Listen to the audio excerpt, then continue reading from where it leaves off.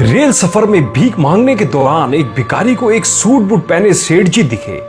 उसने सोचा कि यह व्यक्ति बहुत अमीर लगता है, इससे भीख मांगने पर यह मुझे जरूर अच्छे पैसे देगा। वह उस सेठ से भीख मांगने लगा। भिखारी को देखकर उस सेठ ने कहा, तुम हमेशा मांगते ही हो, क्या कभी किसी को कुछ देते भी हो? भिखारी बोला, साहब मैं तो भिखारी हूँ, हमेशा लोगों से मांगता ही रहता हूँ, मेरी इतनी औकात कहाँ कि किसी को कुछ दे सकूं। सेठ जी बोले, जब किसी को कुछ दे नहीं सकते तो तुम्हें मांगने का भी कोई हक नहीं है। मैं एक व्यापारी हूँ और लेन देन में ही विश्वास करता हूँ। अगर तुम्हारे पास मुझे कुछ देने को हो तभी मैं तुम्हें बदले में कुछ दे सकता हूँ। तभी वह स्टेशन आ गया जहां पर उस सेठ जी को उतरना था। वह ट्रेन से उतरा और चला गया। इधर भिखारी सेठ की कही बात के बारे में सोचने लगा। सेठ के द्वारा कही गई बात उस भिखारी के दिल में उतर गई। वह सोचने लगा कि शायद मुझे भीख में अधिक पैसे इसलिए नहीं मिलता क्योंकि मैं उसके बदले में किसी को कुछ दे नहीं पाता हूँ। लेकिन मैं तो भिखारी हूँ, किसी को कुछ देने के लायक भी नहीं हूँ। लेकिन कब तक मैं लोगों को बिना कुछ दिए केवल मांगता ही रहूंगा? बहुत सोचने के बाद भिखारी ने निर्णय किया कि जो भी व्यक्ति उसे भीख देगा तो उसके बदले में वह भी उस व्यक्ति को कुछ देगा। लेकिन अब उसके दिमाग में यह प्रश्न चल रहा था कि वह खुद भिखारी है तो भीख के बदले में वह दूसरों को क्या दे सकता है। इस बात को सोचते हुए दिन गुजर गया, लेकिन उसे अपने प्रश्न का कोई उत्तर नहीं मिला। दूसरे दिन जब वह स्टेशन के पास बैठा हुआ था तभी उसकी नजर कुछ फूलों पर पड़ी जो स्टेशन के आसपास के पौधों पर खिल रहे थे। उसने सोचा, क्यों ना मैं लोगों को भीख के बदले में कुछ फूल दे दिया करूं। उसको अपना यह विचार अच्छा लगा और उसने वहां से कुछ फूल तोड़ लिए और वह ट्रेन में भीख मांगने पहुंचा। जब भी कोई उसे भीख देता तो उसके बदले में वह भीख देने वाले को कुछ फूल दे देता। उन फूलों को लेकर वह लोग खुश होकर अपने पास रख लेते। अब भिखारी रोज फूल तोड़ता और भीख के बदले में उन फूलों को लोगों में बांट दिया करता।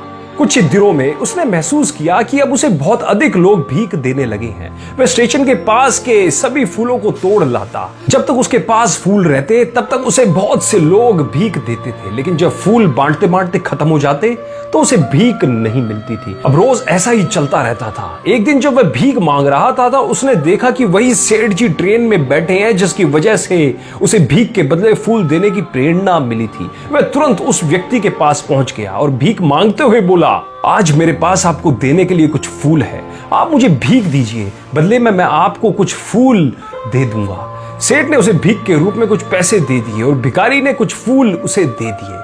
उस सेठ को यह बात बहुत पसंद आई। सेठ, वाह क्या बात है, आज तुम भी मेरी तरह एक व्यापारी बन गए। इतना कहकर फूल लेकर वह सेठ स्टेशन पर उतर गया। लेकिन उस सेठ द्वारा कही गई बात एक बार फिर से उस भिखारी के दिल में उतर गई। वह बार बार उस सेठ के द्वारा कही गई बात के बारे में सोचने लगा और बहुत खुश होने लगा। उसकी आंखें अब चमकने लगी थी। उसे लगने लगा कि अब उसके हाथ सफलता की वह चाबी लग गई है जिसके द्वारा वह अपने जीवन को बदल सकता है। वह तुरंत ट्रेन से नीचे उतरा और उत्साहित होकर बहुत तेज आवाज में ऊपर आसमान की ओर देख के बोला, मैं भिखारी नहीं हूं, मैं तो एक व्यापारी हूं। मैं भी उस सेठ जैसा बन सकता हूं, मैं भी अमीर बन सकता हूं। लोगों ने उसे देखा तो सोचा कि शायद यह भिखारी पागल हो गया है। अगले दिन से वह भिखारी उस स्टेशन पर फिर कभी नहीं दिखा। एक वर्ष बाद इसी स्टेशन पर दो व्यक्ति सूट बूट पहने हुए यात्रा कर रहे थे। दोनों ने एक दूसरे को देखा तो उनमें से एक ने दूसरे से हाथ मिलाया और कहा, क्या आपने मुझे पहचाना? सेठ जी, नहीं तो, शायद हम लोग पहली बार मिल रहे हैं। भिखारी ने कहा, सेठ जी आप याद कीजिए, हम पहली बार नहीं बल्कि तीसरी बार मिल रहे हैं। सेठ जी, मुझे याद नहीं आ रहा, वैसे हम पहले 2 बार कब और कहां मिले थे? अब पहला व्यक्ति मुस्कुराया और बोला, हम पहले भी 2 बार इसी ट्रेन में मिले थे। सेठ जी, मैं वही भिखारी हूं जिसको आपने पहली मुलाकात में बताया कि मुझे जीवन में क्या करना चाहिए और दूसरी मुलाकात में बताया कि मैं वास्तव में कौन हूं। सेठ, ओ याद आ गया, तुम वही भिखारी हो। मैंने एक बार भीख देने से मना कर दिया था और दूसरी बार मैंने तुमसे कुछ फूल खरीदे थे, लेकिन आज तुम सूट बूट पहने कहां जा रहे हो और आजकल क्या कर रहे हो? सेठ जी, मैं वही भिखारी हूं, लेकिन आजकल मैं फूलों का एक बहुत बड़ा व्यापारी हूं और इसी व्यापार के काम से दूसरे शहर जा रहा हूं। आपने मुझे पहली मुलाकात में प्रकृति का नियम बताया था जिसके अनुसार हमें तभी कुछ मिलता है जब हम कुछ कुछ दूसरों को देते हैं। लेन देन का ये नियम वास्तव में काम करता है। मैंने ये बहुत अच्छी तरह महसूस किया, लेकिन मैं खुद को हमेशा भिखारी ही समझता रहा। इससे ऊपर उठकर मैंने कभी सोचा ही नहीं। और जब आपसे मेरी दूसरी मुलाकात हुई तब आपने मुझे बताया कि मैं एक व्यापारी बन चुका हूं। अब मैं समझ चुका था कि मैं वास्तव में एक भिखारी नहीं बल्कि व्यापारी बन चुका हूं। मैंने समझ लिया था कि लोग मुझे इतनी भीख क्यों दे रहे हैं, क्योंकि वे मुझे भीख नहीं दे रहे थे बल्कि उन फूलों का मूल्य चुका रहे थे। सभी लोग मेरे फूल खरीद रहे थे क्योंकि इससे सस्ते फूल उन्हें कहां मिलते। मैं लोगों की नजरों में एक छोटा व्यापारी था, लेकिन मैं अपनी नजरों में एक भिखारी ही था। आपके बताने पर मुझे समझ आ गया कि मैं एक छोटा व्यापारी हूं। मैंने ट्रेन में फूल बांटने से जो पैसे इकट्ठे किए थे उनसे बहुत से फूल खरीदे और फूलों का व्यापारी बन गया। यहाँ के लोगों को फूल बहुत पसंद है और उसकी इस पसंद ने मुझे आज फूलों का एक बहुत बड़ा व्यापारी बना दिया। स्टेशन आने पर दोनों साथ उतरे और अपने अपने व्यापार की बात करते हुए आगे बढ़ गए। दोस्तों, इस कहानी में हमें भी बहुत कुछ सीखने को मिलता है। इस कहानी में सेठ जी लो और दो के नियम को बहुत अच्छी तरह जानते थे।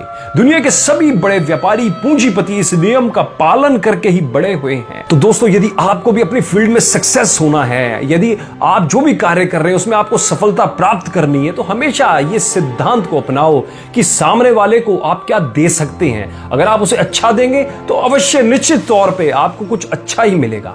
दोस्तों, मैं उम्मीद करता हूं इस हार्ट टचिंग स्टोरी ने आपके दिल को छुआ होगा और आपको जरूर प्रेरित करा होगा। और आपको प्रेरित करा हो तो हमें एक लाइक और अपना कमेंट जरूर कीजिएगा और अपने दोस्तों के साथ, रिश्तेदारों के साथ इस कहानी को जरूर शेयर कीजिएगा।